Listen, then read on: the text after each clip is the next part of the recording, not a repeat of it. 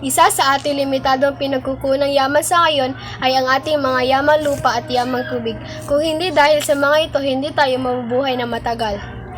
Alam mo ba na may limitasyon ang mga ito kung patuloy natin gagawin ang makakasama para sa ito? Ito ang ilan sa mangyayari sa ating limitadong pinagkukunang yamang lupa at tubig. Kung patuloy natin gagawin ang makakasama sa mga ito. Ito ang ilan sa maayos o tamang paraan sa paggamit ng ating limitadong pinagkukunang yaman tulad ng yamang lupa at yamang tubig. Una, magtanim ng mga puno at halaman. Ang mga pinutol na puno ay dapat palitan ng mga bagong punla o tanim. Pangalawa, iwasan ang pagkakaingin o pagsusunog ng mga puno sa kagubatan at kabundukan. Pangatlo, iwasan ang paggamit ng nakakasamang kemikal sa pananim.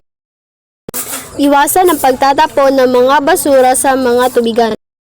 Pang-apat, magtayo ng water treatment plant upang linisan ang maruming tubig mula sa mga pagawaan o alagaan ng mga hayop, tahanan at tanim. Panglima, huwag saktan, hulihin o patayin ang mga hayop sa kagubatan at kabundukan, lalo na ang mga indigenous species o mga hayop na malapit nang maubos.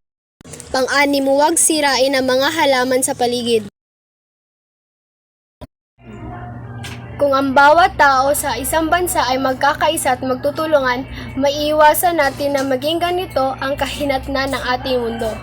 Sa panahon ngayon, kailangan natin magsuot ng face mask, mag-social distancing at maghugas ng kamay o gumamit ng alcohol.